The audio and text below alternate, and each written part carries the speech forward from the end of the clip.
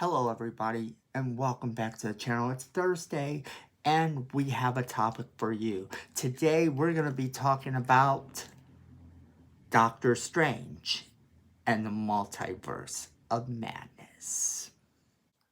So normally on Tuesdays we talk about horror, but today we're going to have to make an exception.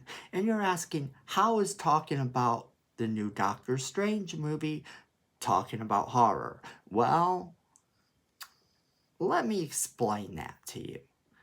That, my friends, is a whole can of worms that we have to get into. So, the director of Multiverse of Madness is Sam Raimi. If you don't know who Sam Raimi is, he does the Evil Dead movies and Army of Darkness, which was a sequel to the Evil Dead movies.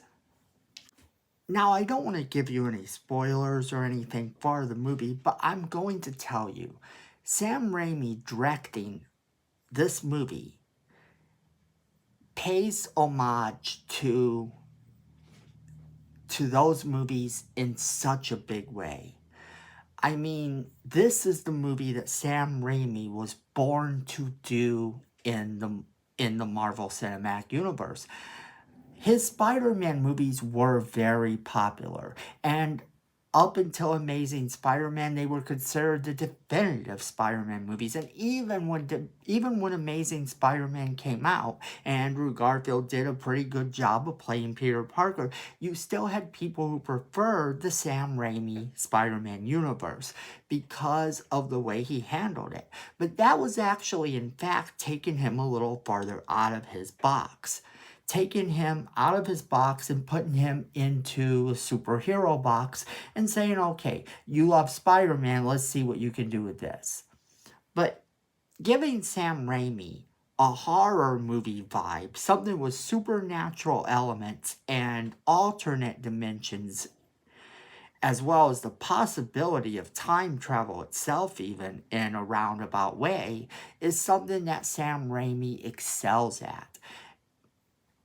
And then you add a dark book, and boom, you have Marvel Cinematic Universe's version of Army of Darkness. And they do it quite well.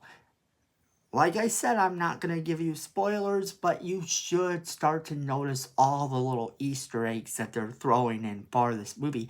And I want to point out something, because this is what I find funny. Way back when they first announced Sam Raimi, people were actually talking about the fact that this was going to be Marvel's first foray into the dark part of Marvel, into the horror element.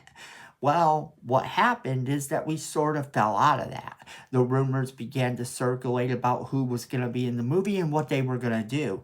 And in fact, that's not what you're going to come out of this movie talking about. When you come out of the Multiverse of Madness, if you're only talking about the cameos, then you're going to have missed so many little Easter eggs to other Sam Raimi stuff.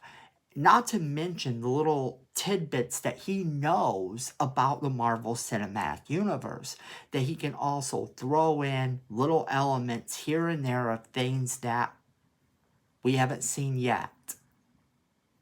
Now, the thing about it is this. You have him doing this whole horror movie vibe, but like I said, that's not what we were hearing about. For a long time, we were hearing this is going to be a movie where we're going to see Tom Cruise as Iron Man. This is going to be a movie where we're going to see Mr. Fantastic. Oh, and guess who he's going to be played by? Every little thing was taken and put on this high pedestal of hopes, especially after Spider-Man No Way Home came out and we got to see all the cameos they threw in there. Then people started talking about, well, okay, now this one's going to have more cameos. This one's going to do this, and this one's going to do that, and this one's going to do that. Well, it does almost none of what you were told. there was a rumor for a long time where it said that he was having a dream and that the Shumagorath-like creature is in fact part of this dream of his. And that was supposed to be something that was true. Even a couple of days ago, I heard this rumor about this is how the movie goes down. And this is the movie in a nutshell. And I read it because I'm like, okay, I'll read this and see how close they come, because there's no way that, since they've been keeping it so far under wraps, that this person even has an idea of how this movie's going to go.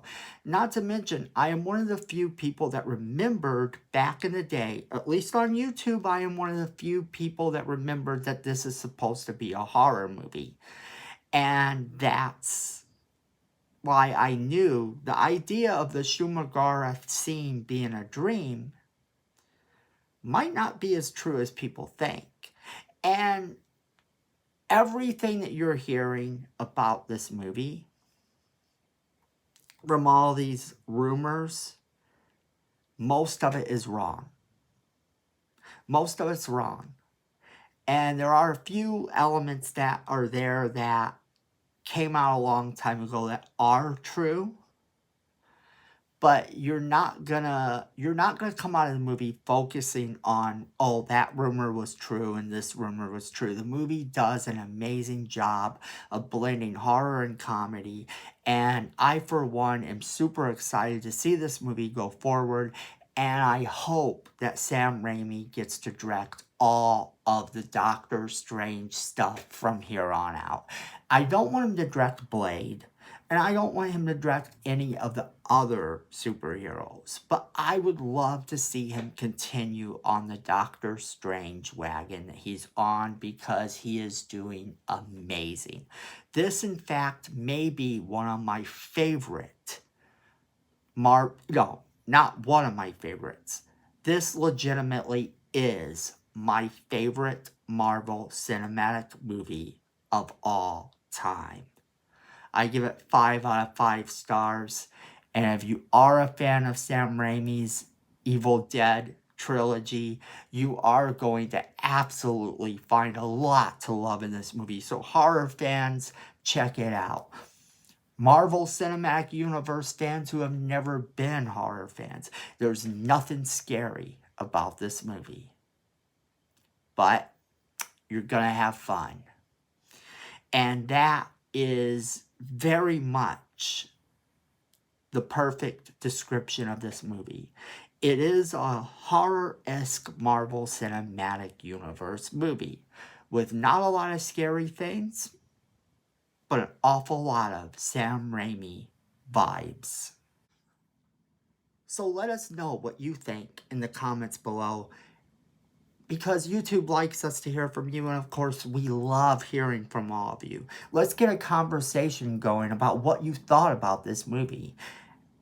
And then don't forget to share this with all of your friends so they get the same great content you're getting.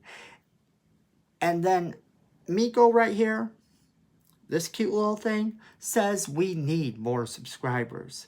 And you don't want to disappoint Miko, so go ahead and hit that subscribe button. And while you're down there, go ahead and make sure you're hitting that notification bell as well, so you don't miss a single video. And then remember, at the end of the day, fandom is family.